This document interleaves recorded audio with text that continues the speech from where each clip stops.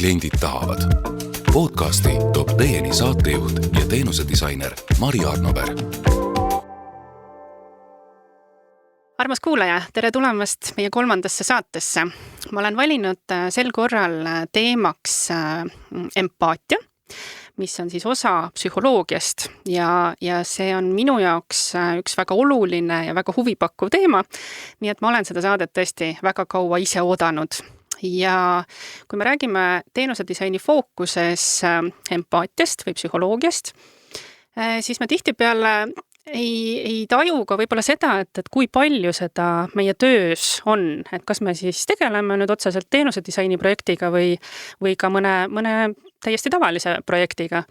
Et seetõttu tahaks sellest rääkida ja teenusedisaini poole pealt on siis just see, et ta on üks nii-öelda tuumpõhimõtetest, et kui me tahame luua inimkeskseid või kasutajakeskseid või kliendikeskseid lahendusi, et siis me peaksime ikkagi aru saama, et kellele ja miks me midagi loome, et mis on see vajadus seal taga ja kuidas see teine pool, ehk siis inimene seda teenust tarbides või toodet, et ennast tunneb või kuidas see tema elustiili sobitub. Ja sealt on ka üks siis selline kokkuvõttav põhimõte, et teenusedisainer paneb ennast tööd tehes tihti teise inimese kingadesse. Ja täna hommikul juhtus ka see, et üks sõbranna helistas mulle ja rääkis, et maailm on ikka hulluks läinud ja ma saan aru, et ta on väga emotsioonide all kinni ja eelmisel päeval oli siis nagu tööl tal juhtunud arusaamatusi ja tema ülemus ei mõistnud teda ja ta helistas ja tahtis natukene sellist peegeldust ja ta tänas, et Mari, et nii hea, et vähemalt sina mõistad. Et see oli juba nagu selline väike empaatiline sissejuhatus teemasse. Aga mul on täna saates külas inimene, kes on samuti empaatiaga, ma arvan, väga sina peal. Tere tulemast saatesse Anna-Kaisa Oidermaa, kes on siis kuulajale kindlasti tuttav Peaasi ühe loojana, vaimse tervise eest kõnelejana ja on siis oma ametilt ka kliiniline psühholoog. Tere tulemast! Tere ja aitäh, et kutsusid, Mari. Räägi, kuidas Peaasi alguse sai, et te olete võtnud fookusesse vaimse tervise ja ennetavad teemad, et vahepeal on olnud koroona, mis kui ma teie tegemisi ka kõrvalt olen vaadanud, et need kõik on olnud väga õigel ajal õiges kohas tegevused ja paistate välja, et kuidas sulle endale seestpoolt asi paistab? Jaa, et ma arvan, et meie see Peaasja lugu ju ka võiks olla seotud natukene sellise teenuse disainiga ja ka sellise, ütleme, ühiskonna lainele häälestumisega ja sooviga mõista ja aru saada ja toeks olla. Et tegelikult me ju alustasime kolleeg Erega, kui me töötasime psühhiaatriahaiglas. See oli siis juba rohkem kui 15 aastat tagasi. Alustasime neid arutelusid, et kuidas maailma paremaks muuta ja tol hetkel me nägime sellist auku või täitmata vajadust, et sel hetkel puudus siis selline eestikeelne ja inimkeelne vaimse tervise või vaimse tervise häirete info veebikeskkonnast. Ja me nägime, et seda on vaja nii meil spetsialistidel, et me saaksime anda sellist arusaadavat infot patsientidele. Ja loomulikult ongi vaja seda ka patsientidel ja nende lähedastel, et nad saaksid ise natukene uurida vaimse tervise kohta ja kuidas oma lähedasi toetada ja kuidagi ise seda proovida just nimelt mõtestada. ja siis me alustasimegi sellest küll päris pikkade selliste katsetuste järel, et alustasime, et tegime veebilehe, kus oli alguses lihtsalt infot vaimse tervise kõige levinumate häirete kohta. Ja see oli siis 2012 aastal, kui me selle lehe nii-öelda püsti panime ja siis see oli tõesti üks veebilehekülg. Aga sealt edasi, me ikkagi märkasime, et neid vajadusi ja tühje kohti, mida oleks vaja täita meie ühiskonnas, on veel. Ja meie põhimõte ongi, ma arvan, olnud see, et me katsume neid asju teha, mis me näeme, et on vaja, mis me teame ka, et on ühes või teises vormist ka võib-olla töötanud kuskil mujal maailmas või mille puhul me teame teaduspõhiselt, et see võiks abiks olla, aga et mida keegi teine eriti ei tee, et kuidagi mitte nagu konkureerida kellegagi, vaid just täita seda nii-öelda meie mõttes, mingis mõttes sellist ühiskondlikku tellimust, et olla toeks seal, kus on vaja vaimse tervise valdkonnas ja praegusel hetkel me leiame, et ei ole vaja mitte ainult teadmisi juurde, vaid inimestele just selliseid oskusi, et nad teaks, kuidas neid teadmisi ka kasutada ja loomulikult ka siis selliseid kaasaegseid vaimse tervise teenuseid on vaja ja eriti meie siis keskendume noortele. Jaa, aga mitte ainult. Jah, mitte ainult, aga see noorte teema on meie põhifookus ja sellel on ka hästi konkreetne põhjus, et sellepärast, et vaimse tervise raskused ongi noorte inimeste problemaatika.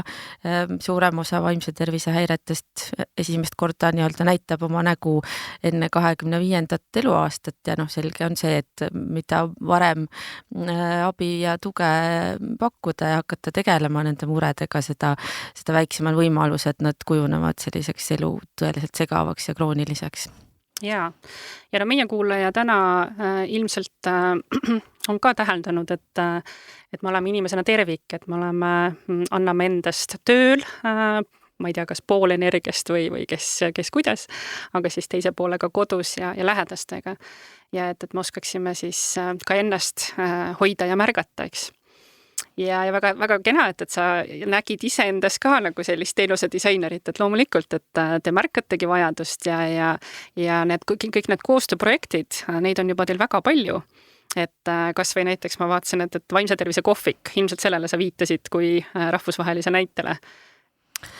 See on ilmselt üks neist, et see tõepoolest on mujal maailmas ka olnud kasutuses, aga mis hästi minu meelest nagu tohutu geniaalne lahendus on olnud siis näiteks Aafrikas mõnes riigis on siis õpetatud sellised vanaemad nii-öelda vaimse tervise esmaabi andjateks, kes istuvadki kuskil kogukonnas pingi peal ja vaatavad, mis inimestega toimub ja siis saab istuda nende kõrvale ja arutada oma elu ja asju, et see on üliarmas täiesti geniaalne. See on see, kui tegelikult see inimene tahab olla ühiskonnale veel kasulik, vajalik.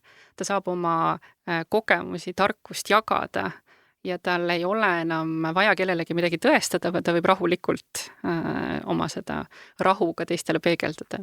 No absoluutselt just ja et natuke mõned sellised psühholoogia nipid sinna veel juurde ja minu arust geniaalne lahendus, et siin Eestis me praegu ei ole niimoodi lähenenud, vaid kuidagi iga siis kuu viimasel laupäeval on Eesti erinevates linnades kohvikutes vaimse tervise esmaabi andjad, kes võivad olla vanaemad, aga võivad ka olla lapselapsed, et eri vanuses inimesed, aga kes ka on siis vaimse tervise esmaabi koolituse läbinud. Just, ja ma vaatasin, et seda on võimalik teha nii vene keeles kui prantsuse keeles. See sõltubki sellest, et mida siis see vabatahtlik, mis keeli ta valdab, et sellest lähtuvalt. Jaa, nii et juba väga empaatiline lähenemine, et jaa.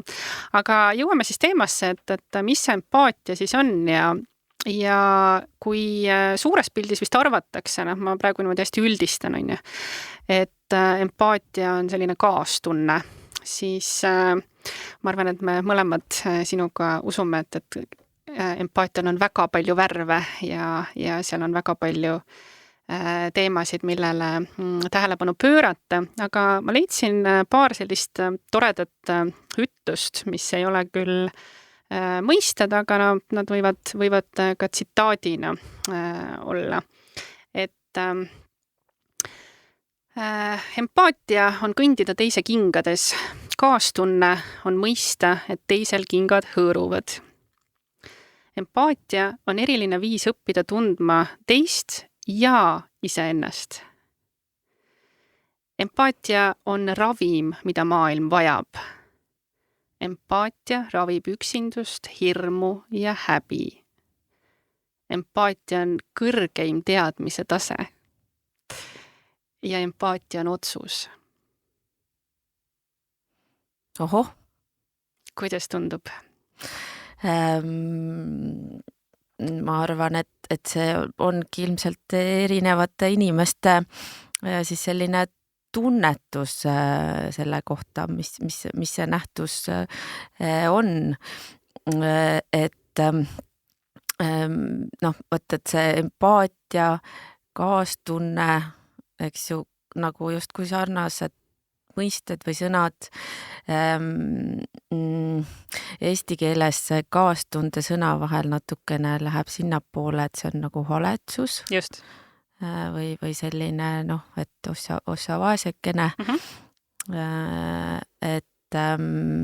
Et aga sellise, mis me mõtleme ka võib-olla, ma ei tea, psühhoteraapias või ka, üldiselt inimestena. Empaatia on minu jaoks see selline võime või oskus või kogemus, kus sa ikkagi päriselt oled inimesega koos selles tundes või olukorras, kus ta on, nii hästi kui saad. Ja võib-olla ka alati ei ole võimalik 100% nagu mõista seda inimese kogu tema kogemust, küll aga võib olla kontaktis nende emotsioonidega, mis teine inimene kogeb ja selle ka mõjul kuidagi proovida ette kujutada parimal võimalikul viisil, et mis temal siis teisel inimesel vaja võiks olla või mis temaga toimub, sest et ma kahtlustan, et nagu päris 100% nagu aru saada päriselt seda, mida teine inimene kogeb kogu oma selles keerukuses, mis üks inimolend on, et seda võib-olla on natukene isegi raske või keeruline tahta, aga küll jah, et olla nende tunnetega kontaktis, mis teisel on ja nendega koos siis olla lihtsalt. Jaa, just see mõistmise pool, et jah, meil on kõigil erinevad elukogemused, meil on erinevad võib-olla väärtused, erinev lastetuba, on ju. Aga just see, et ma panen ennast sinu asemele, mida sa võiksid praegu, ma ei tea, mõelda, vajada, tunda, on ju. Ja teine seinis on ka see, et kui me hakkame siis kaardistama, et erinevaid osapooli me teeme kas vaatlusi, uuringuid ja siis ma ikka tudengitele ütlen ka, et sa pead sel hetkel olema täiesti puhas valge leht. Et unusta ära, kes oled sina. See ei ole absoluutselt oluline. Et sa pead 100% pühenduma sellele, et sa kuulad ja mitte lihtsalt kuuled, vaid kuulad, mida teine räägib.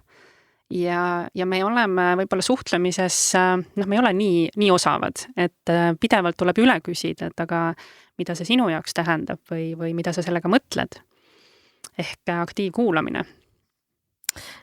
Jah, et see on tõesti ju selline nii-öelda lähenemine, mida võib siis ju teadlikult kasutada, kui sa tahad aru saada, mis teise inimese kogemus on, et ka näiteks psühholoogidest vahel mõeldakse nii, et nad näevad teisi inimesi läbi kuidagi mingisugust oma salateadmistega, mis on kuskilt siis saadud, aga ega seal tegelikult ei ole muud trikki, kui et tulebki küsida teise inimese käest, tõesti, nagu sa ütlesid, et mis see tähendab sulle, mis sa sellega mõtled, seleta natukene lähemalt, kuidas sa selle mõttekäiguni jõudsid ja siis on võimalik täpsemini aru saada, et ega teise inimese pea sisse ju muidu ei näe.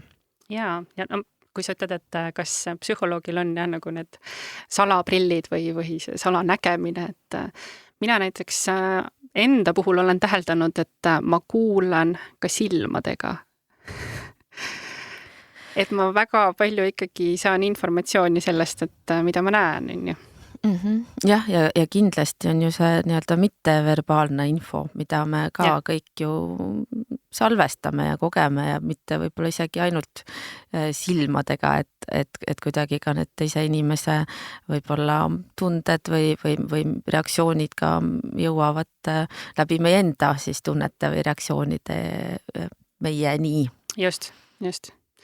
Nii et juba on nagu erinevaid varjundeid ja kui mulle väga meeldib vaadata siis trende ja just nagu inimharjumuste muutust, et ma olen jälginud seda, kuidas tehnoloogia on, ütleme ka nagu meie panuseid tegelikult juba päris palju muutnud. Ja ma pean siin silmas, et me tegelikult enam ei mäleta väga hästi, kuidas tuli meie ellu internet või nutitelefon. Et me oleme need võtnud väga omaks, eks, ja ma ei kujutaks tegelikult enam elu ilma ette. Aga nüüd, mis saama hakkab, et AI poole pealt, et praegu toimub väga palju konverentse ja me püüame teda oma ellu siis integreerida. Aga 2 nüanssi, mida mina tähele olen pannud, on siis see, et kui tekkis Messenger, siis väga palju hakkas suhtlus toimuma kirjalikult. Ehk meie vanused enam nii palju ei helistanud ja hakkasid ka tõdema, et see on ebamugav, ma ei taha võtta võõraid telefoninumbreid vastu. Ja teine pool, et kui ma nüüd vaatan AI-ga suhtlust, et ta on sul tegelikult ka nagu chati aken. Sa esitad talle siis südamel oleva mis iganes küsimuse, kas see on töine või mitte töine, aga sa saad sekundiga vastuse. Ja me ei anna endale aru, et me tegelikult hakkame seda nagu elementaarseks pidama. Et kui Messengeris sa nägid, et kas teine inimene on seda sõnumit märganud, vaadanud, siis kui me oleme chatilt saanud või chat-GPT-lt selle kiire vastuse, siis me hakkame seda tegelikult ka teenustes ja oma lähisuhetes ootama. Mis sa sellest arvad? Jah, et noh, ütleme nii, et see kirjalik suhtlus, eriti chati teel ja kas sellisel puhul, kui ta ei ole ka päris võib-olla sünkroonne alati, eks, et seal ju päris palju infot võib minna kaotsi. Seal meie silmadest enam nii palju ei ole kasu. Ei, silmadest kindlasti ei ole kasu ja ta võib-olla tundub turvalisem endale kirjutada midagi. Ma saan ju ära kustutada ja siis ümber mõelda, mis ma siis kirjutan, et praegu, kui me siin vestleme sinuga, tegelikult ütleme nii, et saame küll välja lõigata pärast, kui midagi eriti lolli tuleb. Kuid ikkagi, sina ikkagi reageerid sellele kuidagi või siin on nagu panused palju suuremad ja ennustamatuse koht on kindlasti siin ju päris oluline, et ma ei tea, mida sa näiteks ütled kommentaariks mulle selle jutu peale, kus ma lähen. Ootamatused on sisse kirjutatud. Just ja see on selline ühest küljest põnevam, ma ütleks, aga teisest küljest ebakindlam. Nii et seda üks selline hüpotees on, et ikkagi selline kirjalik chatis suhtlus teeb meid nagu päris ütleme kohmakamaks suhtlejaks ja selliseks mitte nii nüansirikkaks need suhted ja mitte võib-olla ka nii põnevaks need suhted, võib-olla üheplaanilisemaks teeb need vestlused, mis meil on teistega ja teistpidi muudab meid ebakindlamaks ja ärevamaks selles olukorras, kus sa peadki selle võõra numbri vastu võtma, kes keegi sulle helistab, jumal teab, kes ja kust ja mis jutuga või kui ongi vaja vestelda teise inimesega, et see tundub võib-olla selline ärevust tekitav olukord, et see on selline asi, millele ilmselt peaks kuidagi tähelepanu pöörama, et meil ikkagi säiliksid need päris suhtlusoskused ka. Absoluutselt, ja see empaatia, et me siis sealt ekraani tagant ikkagi näeksime seda teist inimest. Et kui ma nüüd AI konverentsidel olen käinud, siis mind on teinud natukene ka murelikuks see, et me tuleme ajastust, kus tulundusinimesed teavad ka, et me ikkagi kliente vaatasime kui ühte suurt andmebaasi. Et nad on seal kuskil, me toome midagi turule, lansseerime ja siis jääme pöidlad pihus ootama, et asi lendaks. Aga kui ei lenda, siis lihtsalt ärme sellest räägi ja kas me siis ka analüüsime, kokkuvõtteid teeme, see on ka iseasi. Aga nüüd, kui on siis AI, kes justkui annaks meile seda personaalsust juurde, et ta teeb ära selle suure musta töö, et mis on need minu ostuharjumused näiteks olnud, eks, ja pakkuda ainult seda, mis mind huvitab. Aga kui ma nüüd jälle telgitagustes kuulan, kuidas sellest räägitakse, on ikkagi see, et me räägime suurtest andmemahtudest. Ja see on ka põhjus, miks ma teda tänast teemat nagu nii oluliseks pean, et me ei tohi töös ära unustada inimest. Et äri on inimeste vaheline.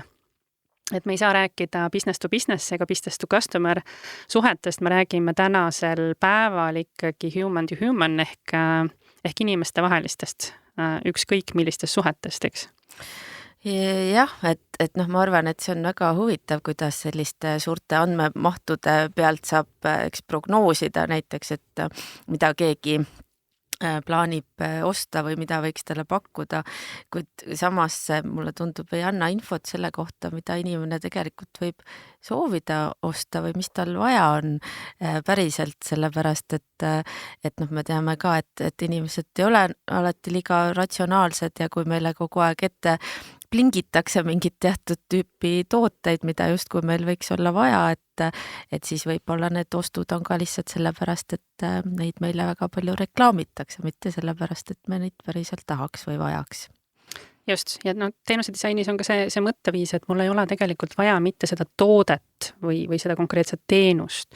See aitab mul midagi teha. Et kas mul on nälg ja ma otsin toitu, või ma soovin liikuda punktist A punkti B ja ma valin selleks mingi viisi, eks. Ja ostan näiteks bussipileti, mis on siis teenus. Et seetõttu ongi seal taga nagu nii palju seda psühholoogiat, et kui ma olen siin inimestelt küsinud, et mis te arvate, et palju teie projektis psühholoogiat on, et nad võivad pakkuda, no ma ei tea, mis sa ise enda projektis näiteks võiksid pakkuda, et no meil on ainult ikkagi kõike saab psühholoogia peale tagasi viia, et ma nagu isegi raskesti eristada, aga jällegi see tuleneb minu ilmselt taustast, et psühholoogia fanaatikuna, nii et minu meelest on kõik seotud sellega. Ja siin on ilmselt 100%. Aga kui ma vaatan, et on projektiplaan või mingid pakkumised, siis minu jaoks näiteks seal on nagu 50% kirjas. Arvatakse, et 100, et me oleme ju selles kõiges kokku leppinud. Aga see, kuidas päris elu hakkab mängima, kuidas inimesed, kes on projekti valitud, kuidas nemad üksteisest aru saavad, sobivad, on ju. Minu jaoks on juba teine pool. Ja kui ma vaatan lihtsalt nagu ka teenuse disaini projekte, et me tegelikult peamegi siis kõik osapooled ära kuulama, kaasama ja seal on, ma arvan üks 70% kindlasti psühholoogiat. Et asjad õnnestuksid. See kõlab täitsa loogiliselt. Kuigi, eks ole, see on niisugune aeganõudev ja nagu päris nagu keeruline protsess, eks ju, kui sa hakkad kõiki kaasama ja kuulama ja ma nagu üldse ei imesta, et seda ka alati ette ei võeta seda teekonda. Jah, aga me ei ole sellega ka harjunud ja me jõuame ka sinna, et mina vaatan näiteks juhtimise koha pealt, et milliste juhtidega on siis hea projekte teha. Et kes on valmis selliseks panuseks, et me ei ole nagu nii palju aega sellele planeerimisele tavaliselt panustanud, on ju. Ja minu kogemus siiamaani ütleb, et väga hea on töötada nende juhtidega, kes tegelevad enesearenguga.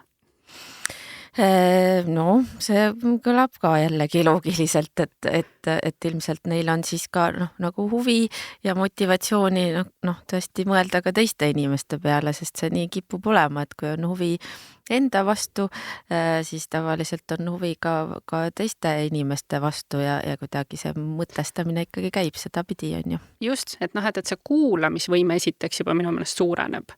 Ja just see, et sa paned ennast sel hetkel kõrvale, sa püüad ikkagi aru saada, et kellele ja miks ja kuidas me teeme, eks.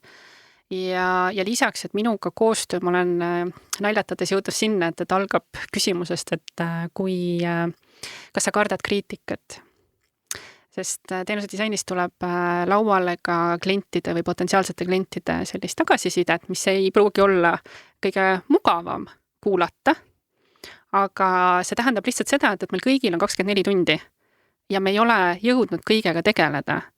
Aga mina ütlen alati, et see on projektidesse arengukütus, et võta kuulda, tee ära ja nad on väga õnnelikud kliendid, eks.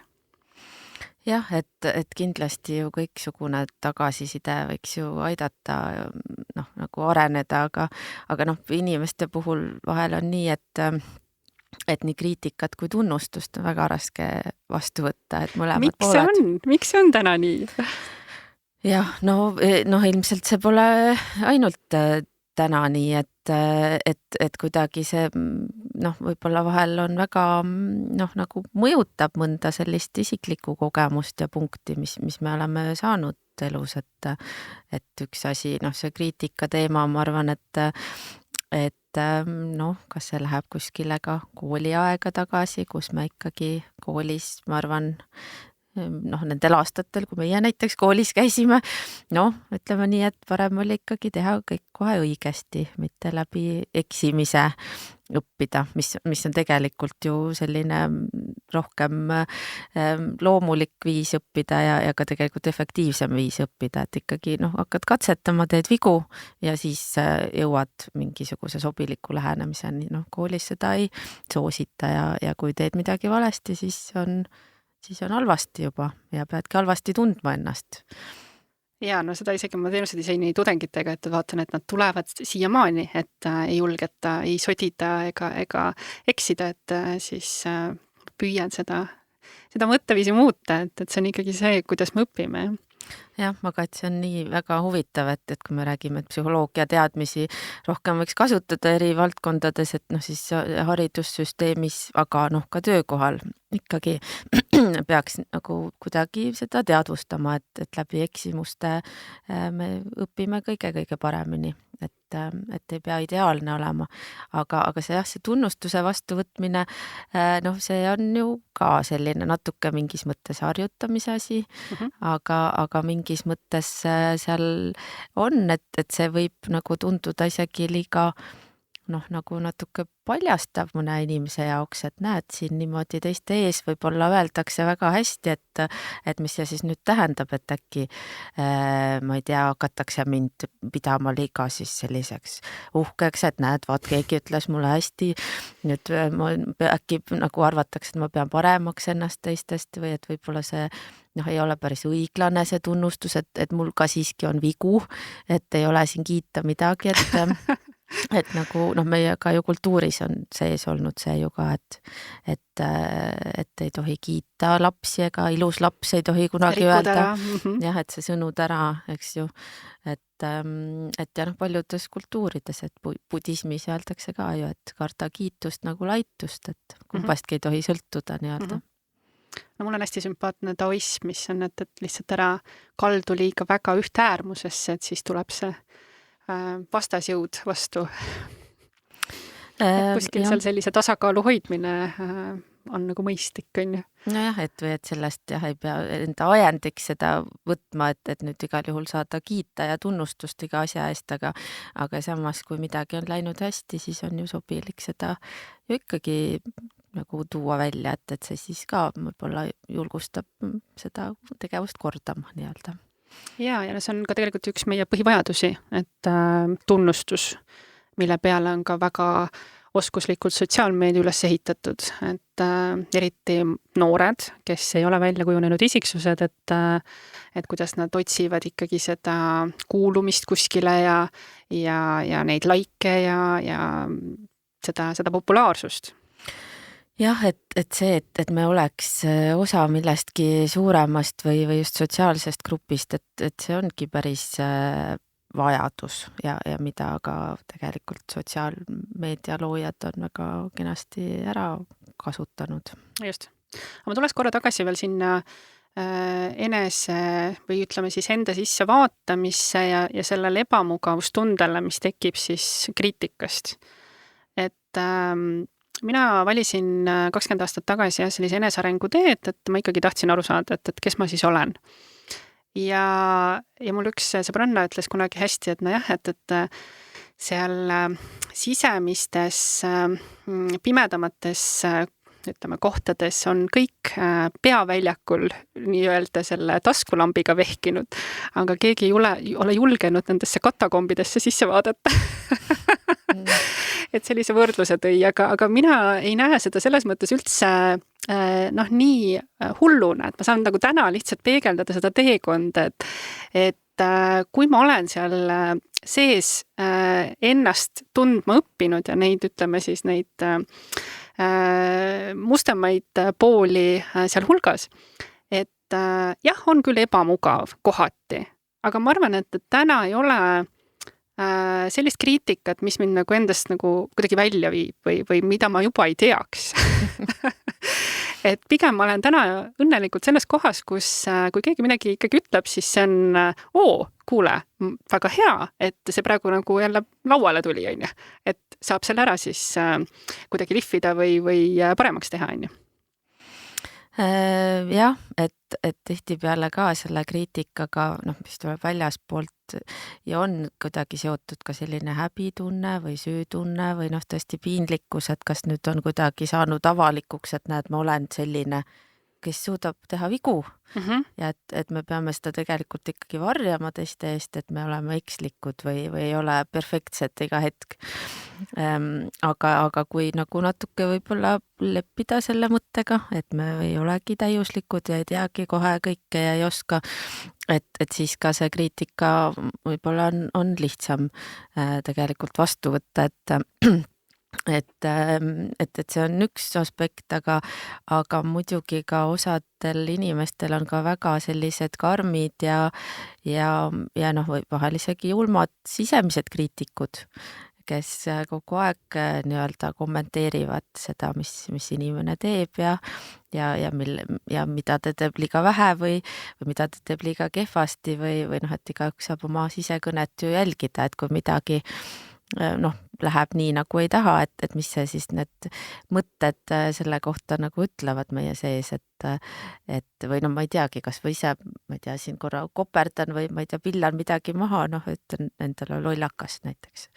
Et see on nagu selline sisemine kriitik, kes siis ühest küljest jälgib, et me oleks ikkagi tublid ja heas vormis ja näitaks ennast heast küljest, ka selleks, et ikkagi ühiskonda piisavalt sobituda, et mitte liiga imelik ja erinev olla. Et need sisemised kriitikud on kuidagi sellised, mis ka mingis mõttes aitavad meil nagu hakkama saada hästi, aga tihti ka need inimeste sees on ikkagi väga julmad ja karmid ja juba see sisekõne võib olla väga sügavalt ju ka kahjustav. Just, ja sellepärast ongi jälle empaatilisus nagu väga oluline, et märgata, on ju. Et kas see on siis kolleeg või klient või et kuidas saada, kas või läbi tunnustuse, et jah, et võib ka niimoodi mõelda, et kui ma teisi rohkem tunnustan ja ütlen neile hästi, et võib-olla ka muudab mind enda suhtes sõbralikumaks mingi hetk, et võib-olla suudan ka endale niimoodi öelda vahel, et võt, tegelikult täitsa toredasti täna tuli välja. Et jah, et see endaga suhtlemine on ka ju osa sellest teiste mõistmisest mingis mõttes ja teistega kontaktis olemisest, et jah. just, ja see tagasi see mõte, et empaatia on aitab siis tundma õppida teist ja iseennast, et selle sama kontakti ajal võid sa siis midagi ka enda kohta jälle õppida. Jah, või taibata või avastada, et see on väga-väga põnev. Jaa, aga kui me räägime sellest, et meil on nüüd ka tööelus või kus iganes on ka erinevad generatsioonid kõrvuti, et me tihtipeale tahame ikkagi minna tagasi selle mõtte juurde, et aga meil lapsepõlves oli nii. Ja me võime muutuda kurdiks, et tulevadki noored kolleegid oma mõtetega, oma väärtushinnangutega. Me elame muutustajastul, kõik ongi muutumises, et mis sa sellest arvad? No jah, et praegu on küll hästi palju kuulda seda, et see Z-põlvkond või et nende ootused töökeskkonna suhtes ja üldse töö tegemise suhtes ja üldse elu suhtes on natuke teistsugused võib-olla kui eelneval või eelnevatel põlvkondadel ja see võib päris sellist tõsist pinget põhjustada töökohtadel, sest et nooremad inimesed sageli soovivad seda, et nende tegevus oleks mõtestatud ja tähenduslik ja päriselt justkui maailmale mingit väärtust looks või kuidagi kasulik oleks või minimaalsel juhul ei kahjustaks näiteks meie planeeti, mis võib olla ka selline väärtuspõhine oluline kriteerium, aga ka see, et vähemalt mingi osa sellest põlvkonnast on sellised, kes on näinud oma vanemaid näiteks pingutamas nii, et ninast veri väljas ja nad ei soovi samamoodi töötada, et soovivad nii, et oleks ka enese arenguks näiteks aega, et saaks niisama olla ja võib-olla natuke rahulikumalt võtta elu, et need kuidagi ei ole võib-olla valmisolekut väga paljudel nii palju pingutada. Kuigi jah, et ei saa salata, et osadel noortel on ka see ikkagi kuidagi see selline edukuse etalon, mida nad justkui peavad täitma, et saada ka väga kiiresti näiteks, ma ei tea, finantsiliselt sõltumatuks või proovida, ma ei teagi, aktsiakauplemise teel saada 20-selt juba endale sellise olukorra, kus ei peagi tööl käima, mida on ka nüüd tehnoloogia väga soosinud, et sa näed kõrvalt, et aga teised ju saavad. Miks mina pean siis minema tööle? Jah, et tõesti, kui vaadata mingeid sotsiaalmeedia võib-olla eeskujusid, et tundub, et neil läheb üli lihtsalt ja üli nagu libedalt elu ja on majanduslikult väga hea seis ja on nad üli ilusad ka veel ja kõhnad, mis on peamine. et kuidagi jah, et noortel on jah, natukene võib-olla teistsugused need ootused ka töökeskkonna suhtes sageli. Ja tudengite pealt ma nüüd märkasin ka seda, et see AI tulek, et kui sa oled korra ära proovinud, et AI hõlbustab mingi töö tegemist, siis meil on seal teemaks, et kuidas siis näiteks sihtrühma paremini mõista. Ja kui proovida seda AI-ga, et jah, ta aitab midagi ära teha, aga just see, et me peame ikkagi inimesest empaatiliselt päriselt aru saama, et sa võid AI-ga midagi üle kontrollida, aga sa ei pääse näiteks nagu intervjuudest või vaatlustest, et kuidas inimesed päriselt toimivad, on ju. Ja siis nad küsivad, et aga Mari, et miks me peame nii pikka ja keerulist teekonda mööda sinna minema, kui AI meile täiesti andis kõige vastuse. Aga mõtlesin, et aga kui elekter läheb ära ja see AI paneb sul mööda, et ta ei tea, ütleme Rakveres 20-aastast sihtrühma, et ta ütleb seda lihtsalt jälle andmemahtude pealt üldistades, eks. Et need on need teemad, et miks jälle empaatilisus? jah, et päris inimestega suhtlus võib anda mingi teistsuguse tulemuse, kui see AI-le kättesaadav info viitab, on ju. Ja see ikkagi see inimlik mugavus, et jah, meil on hästi lihtne praegu tehnoloogiale nõjatuda, aga kui me ei anna endale nagu aru, et kuidas inimene ka näiteks, ma ei tea, üles on ehitatud, on ju, et ütleme ka sportimine on hea näide, et sa ei vabane sellest kehakaalust nagu nii lihtsalt, kui sa oled lihtsalt diivanil krõpsu söönud või mis iganes, on ju. Et seal on ikkagi vaja tööd teha mingite asjade nimel ja mingid asjad, kõik need tunnustused asjad, et jah, sinuga kohtudes ma pärast kirjutasin ka selle heaolukontode artikli, et meis on justkui nagu sellised varjatud kontod, et pangakontod me jälgime, teame, palju seal raha on, aga see, et palju meil on jah, nagu sellist heaolukrediiti. jah, ja naljakal kombel tegelikult sellist heaolu ja rahulolu ei pruugi meile tekitada see, kui me väga lihtsalt jõuame tulemusteni. Just.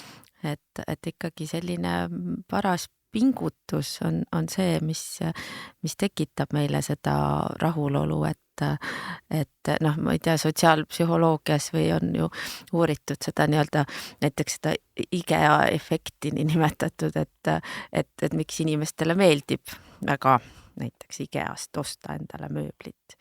Et sa võiks ju osta kuskilt juba valmis mööblitüki. Aga et see rahulolu, et sa ikkagi nendest olemasolevatest juppidest, mis sa siis saad sealt IKEA-st kaasa, heal juhul siiski kruvid oma selle riiuli ise kokku ja sa kuidagi oled rohkem seotud sellega ja rohkem uhke selle riiuli üle ja rohkem rõõmus ka iseenda osavuse üle, kuigi see võib-olla ei ole nii kohutavalt keeruline, kui sul need jupid kõik on olemas ja lähevad kokku ilusti, aga et siiski see nagu pingutus, mis me teeme, et näiteks endale ise panna see kapp kokku või riiul, et see tekitabki sellist mõnusat tunnet meile elamisest, et ikkagi see on seesama tähenduse teema, et ma teen midagi nagu päris asja. Endorfiinid ja mis meil siis kõik vabanevad, eks? Jah, et see ikkagi see, et me nagu teeme midagi, mille tulemust me näeme, mis on natuke pingutav, parasjagu pingutav, et see on nagu mingis mõttes selline nagu õnne valem. Jaa, näed, kuhu jõudsime. Sest isegi lastega, et tänapäeval ilmselt Lego on ikkagi palju parem kingitus kui nüüd mingi valmis mänguasi, et tal jääb nagu see iseavastamise protsess ära. Jah, et jällegi, et millega meeldib mängida, aga jah, et kui ma saan ise ikkagi midagi luua või ehitada või ma ei teagi, ostan poest küll, ma ei tea, küpsised aina, aga ise küpsetan valmis, ikkagi on palju uhkem tunne, et näed, tegin ise küpsised täna, mitte ei ostnud seda valmis karpi, et ikkagi see on see, mis seda elu teeb mõnusaks.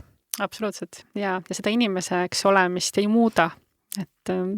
vähemalt seda ei muuda nii kiiresti, et see võtab ikkagi ilmselt tuhandeid aastaid aega, et muuta, kui on vaja muuta. Et kui me nüüd ikkagi neid harjumusi vaatame, et teine trend, mida ma siis jälgisin, oli see, et sa rääkisid küpsiste küpsetamisest, aga ka see, et kui me muutume mugavaks ja tellime toidu Bolti-Voltiga koju, on ju. Et kui kaua läheb sinnamaani, et ma enam ei viitsigi kodus süüa teha. Ja need retseptiraamatud, võtavad ka nagu liiga palju ruumi, on ju. Et siis ma rääkisin kinnisvaraarendajatega ja nad ütlesid, et tõepoolest, et on juba arendusi, kuhu nii põhjalikke kööke enam ei planeerita.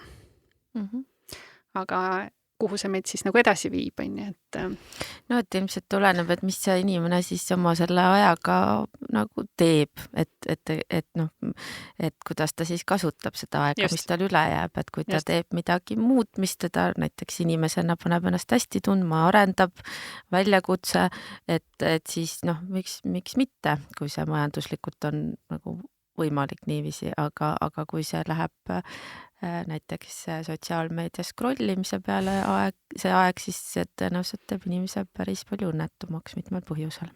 Just. Jaa, nii, me oleme nüüd empaatiat mitmed poolt vaadanud. Üks mõte on ka see, et lihtne on hukka mõista, keeruline mõista. Ja on minu jaoks üks lause, mida me eestlastena võiksime rohkem kasutada. Ma tahaks seda sinuga korra peegeldada. Et me ei ole väga, see on kolmesõnaline ja ei ole, ma armastan sind, mida me ka hiiglama vähe kasutame, eks ju. Ja lause on, et ma mõistan sind. Ja ma väidan, et kui seda rohkem kasutada, et meie suhetes oleks pingeid ja möödarääkivusi võib-olla vähem või konflikte. Et see on nüüd nagu selline empaatiline ja ta peab olema siis minu kehakeelega ikkagi väga sünkroonis, eks ju. Et ma annan sulle selle tunde, et sa oled mõistetud. Et ma panen ennast sinu kingadesse, nii nagu me alguses rääkisime, eks ju. Ja ma ei pea sinuga olema nõus. Selles mõttes, et minu väärtushinnangud võivadki olla midagi muud, eks ju. Aga kui sa näiteks oledki mures ja vajad seda ära kuulamist, siis ma ei tule sulle rääkima kohe enda kogemustest, mida me ka kipume ju kohe tegema. Aga ma annan sulle nagu selle tunde, et sa oled mõistetud lausega, ma mõistan sind.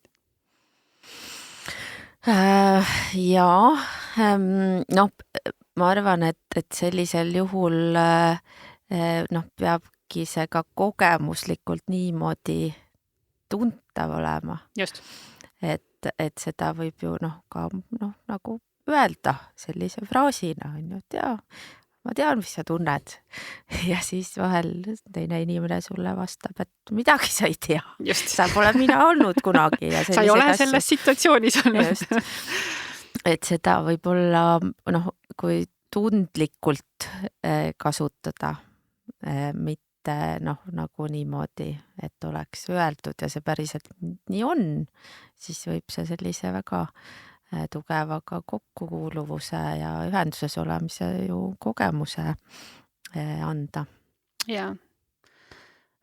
Mis on sinu soovitused? Ma vaatan, et meil hakkab aeg vaikselt otsa saama, aga et mida sina näed, mida sinu kliendid vajavad ja mida sa täna inimestele soovitad, et peale vaimse tervise vitamiinide?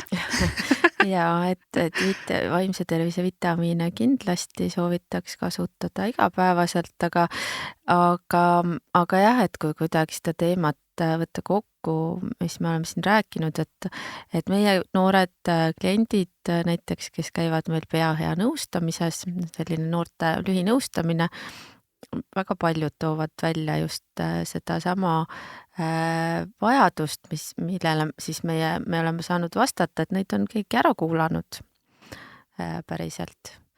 Et on olnud keegi, kellega on saanud jagada oma raskust.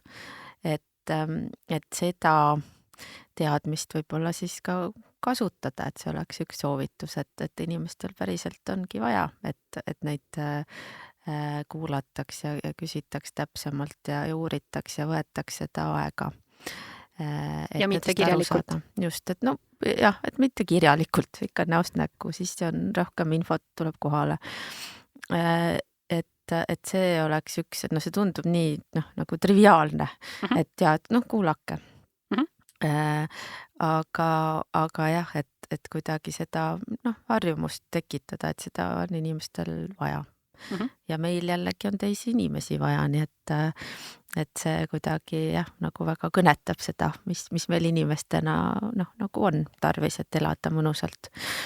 ja siis teine asi on ikkagi see võib-olla natuke see enesesõbralikkuse soovitus ka, enesekaastunde soovitus, et et endaga ka rääkida nii nagu oma näiteks parima sõbraga. Et seda harjutada, et see ka pigem viib meid ka paremate tulemusteni. Kas sa selleks soovitad isegi äkki päeviku pidamist, et kui selline kriitik kuskilt välja ilmub, et panna kirja, mis see sõnum on ja mõelda, et kus see siis tuleb? See on ka üks võimalus, et tõesti jälgida oma seda sisekõnet, et kuivõrd nagu sealt tuleb sellist kriitilist ja negatiivset ja mõelda, et kui realistlik see on ja kas see päriselt mind siis aitab kuidagi edasi. Aga seda enesesõbralikkust võib korra nagu mõelda, et kui tõesti tundub, et ma ei teagi, et ma ütlen endale, et näed, et ma pean need 6 meili veel ära vastama, sest muidu ma ei teagi, ma siin kaotan üldse järje ja ma enesest lugupidamise ja teised ma ei tea, vaatavad halvasti, kui mul on see tegemata. Et kui mõelda, et näiteks kui mingi hea sõbranna näiteks, nagu sina täna hommikul olid oma sõbrannale, et kas ta niimoodi ütleks, et kuule, sa kindlalt pead need ära saatma, muidu on nagu maailma lõpp. Või ütleks, et kuule, homme ka päev. Näiteks. Jaa, ma tabasin ennast praegu mõtet, kas kui sinus on nii palju nagu seda sisedialoogist ja kriitilisust, kas seal jääb ruumi siis selleks headuseks või empaatiaks, et teist kõrval kuulata või aidata? Jällegi oleneb, aga üks selline lähenemine on see, et võib-olla mitte nii palju proovida välja uurida nagu seda negatiivset enda seest, kui et tekitada just sellist positiivset juurde või kõrvale sinna, et selliseid häid tundeid või ka enda vastu lahkust või hoolimist või hoolitsust või mis iganes põnevust, inspiratsiooni, et neid kogemusi juurde tekitada, siis paratamatult seda negatiivset lihtsalt jääb vähemaks, sellel on vähem ruumi meie elus, et kuidas kellelegi sobib. Jaa, ma arvan, et ei ole inimest, kes ei tahaks, et asjad kuidagi paremini sujuks, suhted oleksid paremad, tööprojektid seal hulgas, eks ju. Et ma jääksin selle juurde, et empaatia on otsus, et me võiksime lihtsalt otsustada, et olla rohkem empaatilisemad. Ja ma ei tea, küsimus veel, et kas see on siis kuidagi mõnele rohkem emapiimaga kaasa antud või on see ikkagi harjutatav?